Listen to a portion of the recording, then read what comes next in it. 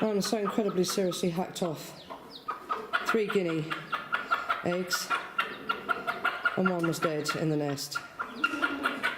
Unbelievable. You know, there was no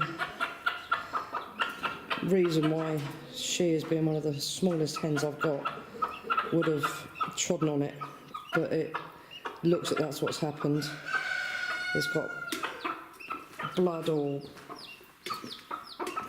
wet blood, I don't know what it looks like, almost looks like the blood that might come from its lungs, all around the side of its face, and its leg is, one of its legs is all covered in congealed blood, but it hasn't got a wound. There doesn't appear to be a wound. I haven't investigated it fully yet, but from first observations it looks like it's been trodden on twice or pecked twice or something, but it's the biggest one. It's the biggest guinea, and then these two are minuscule. That one was the same size as, I would say, the chick. There was one fairly biggish egg and 2 minute eggs. Well, it was the biggish egg that's died, been murdered. I say she had one job. But there was one screaming the day before yesterday when the chick came out, and I first saw the chick. She was calling it back, and that was chirping away, but it certainly wasn't screaming. And as that went to go back, she lifted up, and one was screaming. I didn't know if it was that one that perhaps was having a shout, because of course it was very nearly underneath her then, so I couldn't actually see, and being dark, I couldn't see anyway.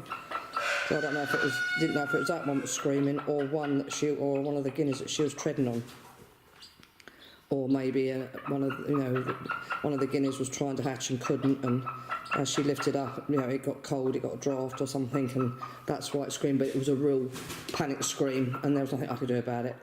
I knew if I went to lift her, that if there was any others that were hatching and I put her back wrong, that they would maybe possibly perish. So I had to leave it, but then blow me if that afternoon there was, you know, the chick wasn't out looking around doing its thing, because that was obviously the first one hatched.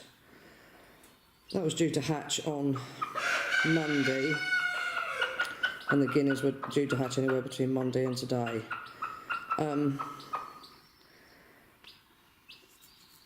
Yeah, the chick wasn't out that afternoon, everything was quiet, and she moved just a tad, because she was facing the wood of the nest thing to start with, then she was facing out towards the door, and then she was facing towards the back wall there, and it was as she moved round to face the back wall, and it was only sort of a third of a turn, no, a quarter of a turn, she just sort of shuffled round.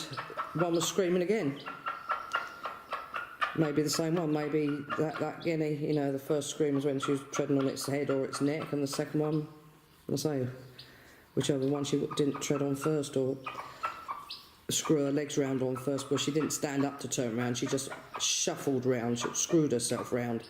So if it was under her leg, under her foot it wouldn't have been so bad, but under her leg, you know, it would have really suffered. So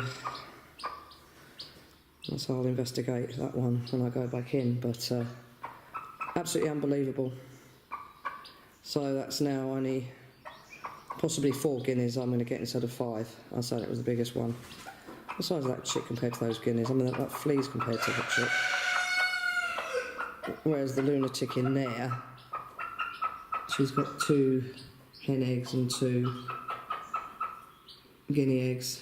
But the little tin hut guinea's laying again. I've got 2 eggs from pig house lot, but none, the last lot of 7 I got from there weren't fertile. They just weren't fertile. I didn't even think about growing. They just were infertile.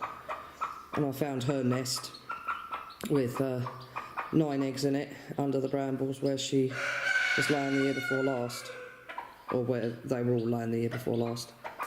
So I'm down to 1 female in pig hut now. So when I started off with 8.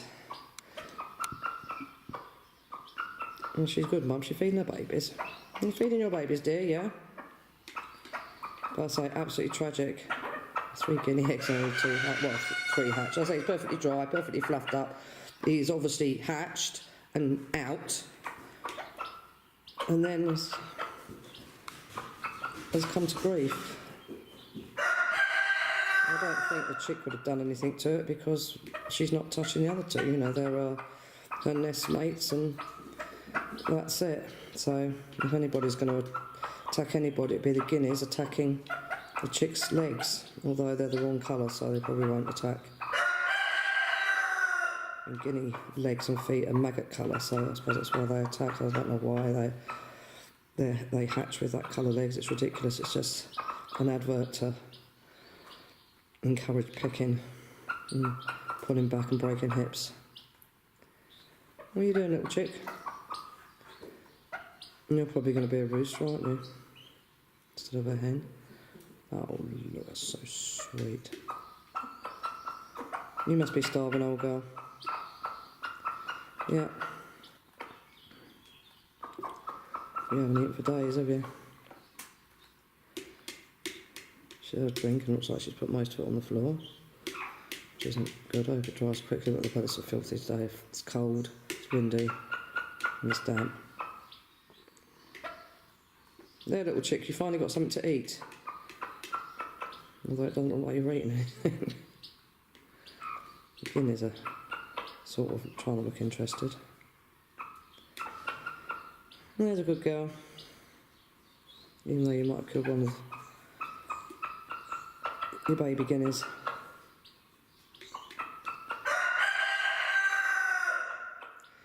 Right. And as for this absolutely ridiculous chicken, she had 2 bits of corn, she drank for about 20 minutes, she still hasn't had a poo, she's not, you know, walking properly. I've checked her for lice in case that's the problem. She hasn't got lice, she hasn't got a temperature, but she really does not seem right to me. I don't know what the hell her problem is. She was fine when she was in the pig house, you know, with her mates. She'd come out every morning to have a feed and what have you, and then go back to the nest again and brood hay. But and she was fine for the first 3 days she was in here. Come out every morning, have something to eat, have something to drink. Didn't poo and went back. But now I go in there and I take her out 3 times a day. Did that yesterday, I should do the same again today. As you pick her up, she passes wind. Absolutely reeks, but nothing else happens. I'll say she's not eating. Oh, I really don't know what to do with her. Really do not know what to do with her. Absolutely unbelievable. It just goes on. I don't really know what the hell she's doing now, but the guineas are swearing. It's almost as if she's not letting them underneath. Oh, yeah, of course I haven't checked the nest. Not that I know that there's going to be anything else in there, because there's not. But I just want to... It looks like she's moved all the hay I gave her to the front here. Because I had it nice and thick, so if anything did get trapped underneath, no, that's right down onto the rubber mat. So I did that specifically, you know, made the nest nice and thick, so like I did with the turkeys. So if one was having trouble hatching and was maybe trapped in a awkward position, or one was drying out and trapped in an awkward position, that the hay was thick enough and deep enough. So we make sure it's thick now, so when you go back there tonight you don't squash anybody else. Thick enough and deep enough, so, you know, if the turkeys sort of put a leg or a foot on a very fresh hatchling, or one that was trying to hatch, or maybe a slightly weaker guinea, that they sort of sunk into the hay and didn't get crushed. And then when mum moved, or, you know, didn't move, they would still be deep enough to be able to crawl out from underneath it. So that's now that deep. The way she had it was right down on the mat, that deep, the hay.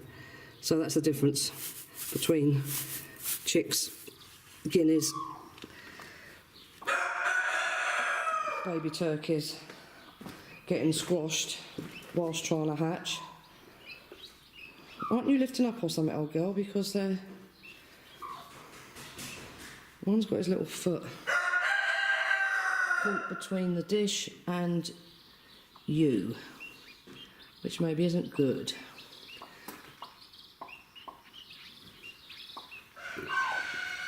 There we are. That's better.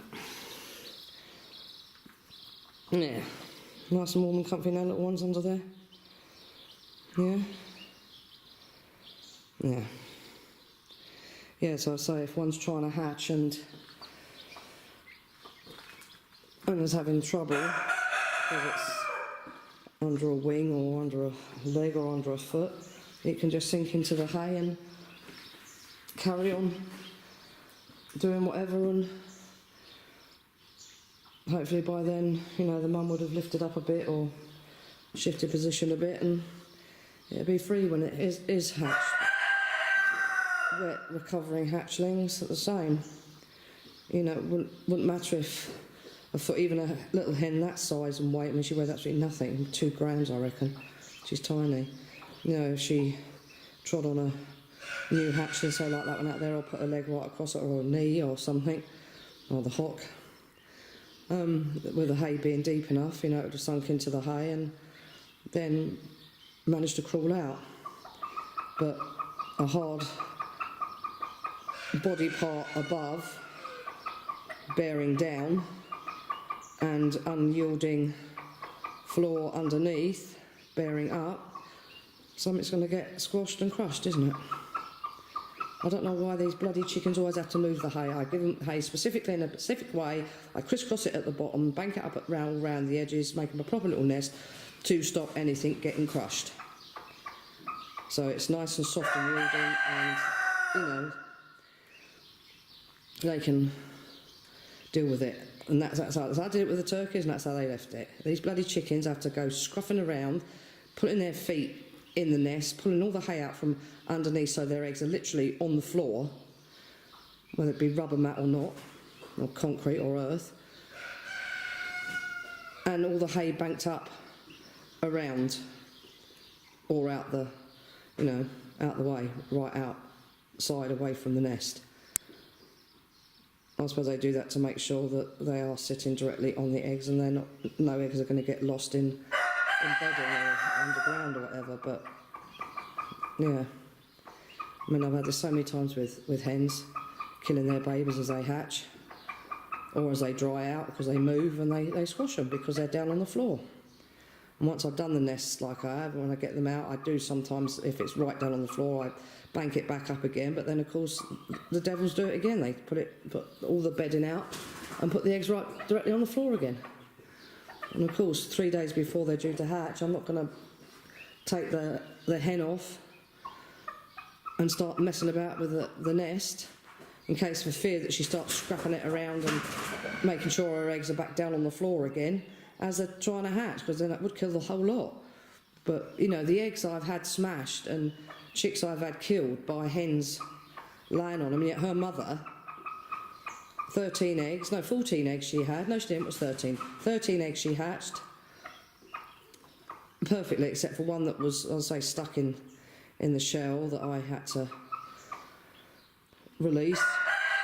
I kept him in the house for 12 hours just to make sure, because he was extremely exhausted in his little legs. He was just sitting on his bottom with his hocks down and his feet up in the air, completely splayed.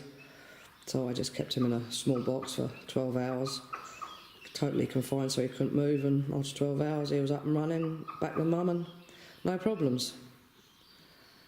That was the one that was the ugliest rooster I think I've ever seen. Absolutely something out of a horror movie. But, you know, 13, she was sitting on 4.